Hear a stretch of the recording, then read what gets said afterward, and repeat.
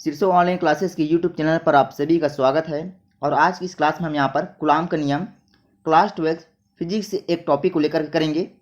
और यदि अभी तक आपने हमारे यूट्यूब चैनल को सब्सक्राइब नहीं किया है तो एक बार चैनल को सब्सक्राइब जरूर कर लीजिएगा, जिससे कि आने वाली वीडियो का आगामी नोटिफिकेशन आपको बिल्कुल अच्छे से टाइम पर मिल सके। और हो सके तो आज की इस क्लास को अधिक से अधिक अपने दोस्तों को भी शेयर जरूर करें, जिससे वह भी इस आज की इस क्लास को अच्छे से समझ सकें। सारी कॉन्सेप्ट को हम यहाँ पर डीप में समझाने का प्रयास करेंगे। तो एक बार चैनल को सब्सक्राइब जरूर कर लेंगे, शीर्षो ऑनलाइन क्लासेस के यूट्यूब चैनल को। देखिए कि दोस्तों, मैं आपको यहाँ पर बता दूँ, कूलाम का नियम बहुत बार एग्जाम में पूछा जाता है। साथ साथ बायो सेवर्ट का नियम, सोडी फजल का नियम, व्हीट स्टोन सेतु, ठीक है ना। ऐसे कई यहाँ पर जो है पॉइंट्स हमको देखे जाते हैं एग्जाम सेंटर में, जो कि क्लास 12 फिजिक्स के बेसिस पे रहते हैं। ठीक है, तो समझते हैं यहाँ पर कूलाम का नियम क्या है। कूलाम का सर पूरा नाम था आर.जे. Augustine coulomb. इन्होंने बताया था कि किन्हीं दो बिंदु आवेशों के मध्य लगने वाला जो आकर्षण या प्रतिकर्षण बल होता है, ठीक है ना, जो आकर्षण या प्रतिकर्षण बल होता है वह कैसा होता है, तो उनके गुणनफल के अनुक्रमानुपाती होता है। साथ साथ उनके बीच की दूरी के विक्रमानुपाती होता है, जिसको हम इस प्रकार से इस फॉर्म में यहाँ पर लिख सकते हैं। ठीक है, तो चलिए आज हम समझते हैं यहाँ पर कि कूलाम का नियम क्या है। हम आपको यहाँ पर बताना चाहेंगे कि सन 1785 का एक टाइमिंग आता है दोस्तों यहाँ पर, जिसमें फ्रांसीसी वैज्ञानिक आर.जे. ऑगस्टिन कूलाम ने बताया था कि किन्हीं दो आवेशित वस्तुओं या फिर कहें दो बिंदु आवेशों के मध्य लगने वाला जो आकर्षण या प्रतिकर्षण बल होता है, इनके संदर्भ में इन्होंने एक नियम दिया और इन्हीं नियम को कूलाम के नियम के नाम से यहाँ पर जाना जाता है। तो इस बात को आप यहाँ पर बिल्कुल अच्छे से कॉपी में डबल स्टार के साथ कॉपी में अच्छे से मेंशन जरूर कर लेंगे। ठीक है, क्योंकि यही बातें जो है आपको सारी चीज़ें एग्जाम सेंटर में लिखनी पड़ती है। समझते हैं यहाँ पर हम इसके डेफिनेशन को। इन्होंने बताया कि दो बिंदु आवेशों के बीच लगने वाला बल दोनों आवेशों के गुणनफल क्या होता है, ये समानुपाती होता है।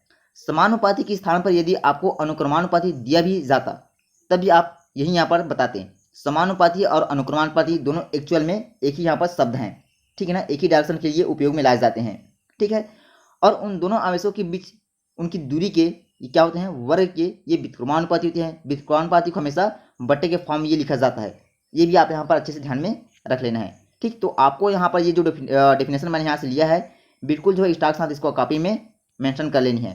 ठीक है, अब समझते हैं हम यहाँ पर कि कूलाम का नियम का सूत्र क्या है।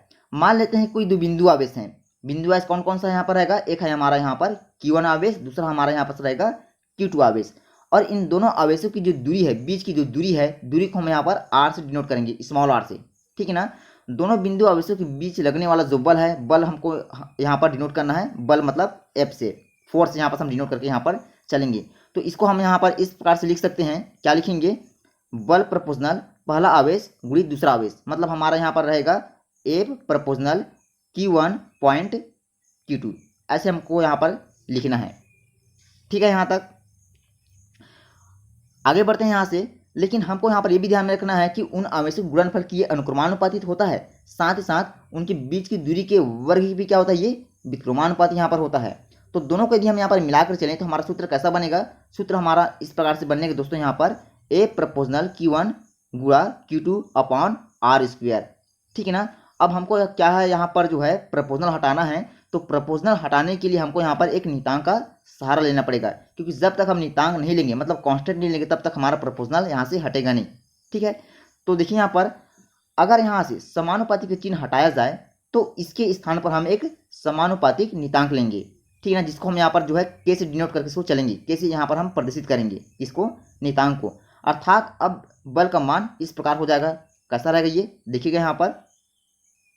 अब हमको जो है इसको इस प्रकार से लिखना है, हमारा यहाँ पर रहेगा F इक्वल के Q1 point Q2 upon R square. और यही क्या होता है दोस्तों, यही हमारा जो है कूलाम के नियम के लिए व्यंजक होता है। ठीक है, तो उम्मीद है आप सभी को यहाँ तक अच्छे से समझ में आया होगा। अब बढ़ते हैं आगे।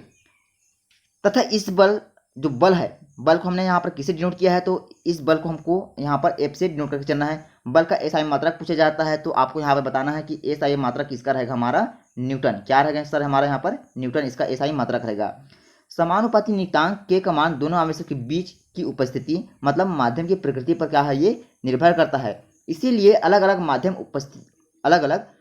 उपस्थित होने की स्थिति में के का मान भी क्या है दोस्तों, ये भी अलग अलग होता है। लेकिन यदि हम यहाँ पर समझें क्या, लेकिन यदि हम यहाँ पर समझें, सबसे पहले यहाँ देखें तो यहाँ पर माने तो देखिएगा यहाँ पर दोनों बिंदु आवेशों के बीच माध्यम के रूप में जो निर्वात होता है मतलब वायु, ठीक है ना, तो इस स्थिति में इसका मान हम यहाँ पर इस प्रकार से लिख सकते हैं।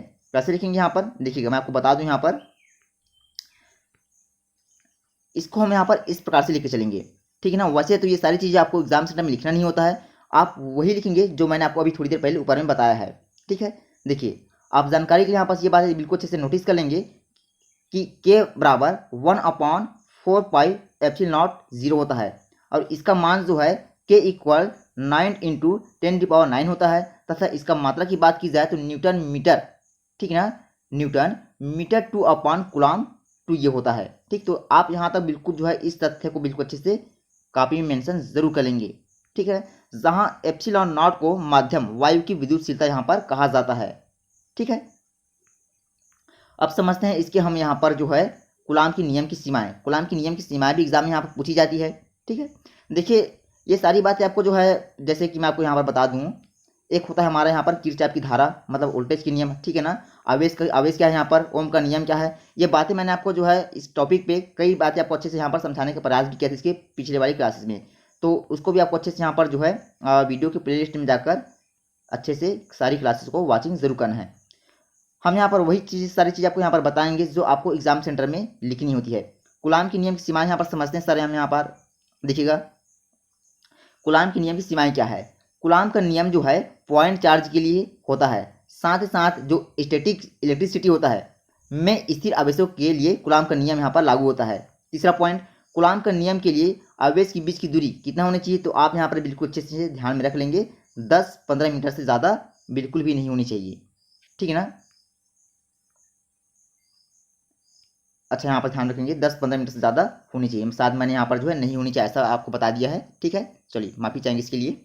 अब उसके बाद है सर हमारा यहाँ पर कूलम का नियम का महत्व। देखिएगा भौतिक विज्ञान की दुनिया में कूलम का नियम बहुत ही महत्व होता है, क्योंकि इसकी सहायता से पहले पॉइंट की तरफ बढ़ते हैं, किसी परमाणु के नाभिक और उसके चारों ओर घूमने वाले इलेक्ट्रॉन के बीच लगने वाले बल की कूलम का नियम की सहायता से हम यहाँ पर व्याख्या कर सकते हैं, बता सकते हैं। दूसरा पॉइंट, परमाणुओं के बीच बंधन बलों की संख्या भी इस नियम की सहायता से अच्छे से ज्ञात की जा सकती है। तो ये हो गया सर इसका यहाँ पर महत्व। अब समझते हैं कूलम का नियम का उपयोग। देखिए इसका पहला उपयोग आपको यहाँ पर बताना है दोस्तों कि इसका उपयोग करके किन्हीं दो बिंदु आवेशों के बीच लगने वाले आकर्षण या प्रतिकर्षण बल का मान, उनके बीच की दूरी का मान यहाँ पर जो है आसानी से ज्ञात किया जा सकता है। दूसरा पॉइंट आपको यहाँ पर यह बताना है कि इसका उपयोग करके इलेक्ट्रिक फील्ड की गणना भी आसानी से ज्ञात की जा सकती है। तो दोनों पॉइंट आप सभी के लिए यहाँ पर जो है इंपॉर्टेंट रहेगा, ठीक है। सारी चीज़ों को आपको अच्छे से यहाँ पर ध्यान से कॉपी में डबल स्टार के साथ मेंशन जरूर कर लेनी है। तीसरा पॉइंट की तरफ बढ़ते हैं यहाँ से। तीसरा पॉइंट यहाँ पर यह रहेगा कि इस नियम का उपयोग करके यहाँ पर जो है सुपरपोजिशन, ठीक है ना, सुपरपोजिशन थ्योरम के लिए भी यहाँ पर किया जा सकता है। क्या बताएंगे आप यहाँ पर कि इस नियम का उपयोग जो है सुपरपोजिशन थ्योरम के लिए भी किया जाता है, जिसमें किसी एक स्थान पर उपस्थित बिंदु आवेश पर अन्य बहुत सारे आवेश के कारण लगने वाले बल की यहाँ पर जो दोस्तों गणना की जा सकती है, ठीक। तो आप यहाँ पर जो है बिल्कुल अच्छे से 3 पॉइंट अच्छे से यहाँ पर ध्यान में रख लेंगे, ठीक है। तो चलिए यहाँ से हम आप सभी से एक बार विदा लेते हैं। एक बार चैनल को सब्सक्राइब जरूर कर लेंगे शीर्षों ऑनलाइन क्लास की इस बेहतरीन प्लेटफॉर्म को, क्योंकि आप सभी हमारा एक संयुक्त परिवार हैं और परिवार को हमेशा साथ में लेकर ही चला जाता है। तो एक बार चैनल को सब्सक्राइब जरूर कर लेंगे शीर्षों ऑनलाइन क्लास की इस बेहतरीन प्लेटफॉर्म को।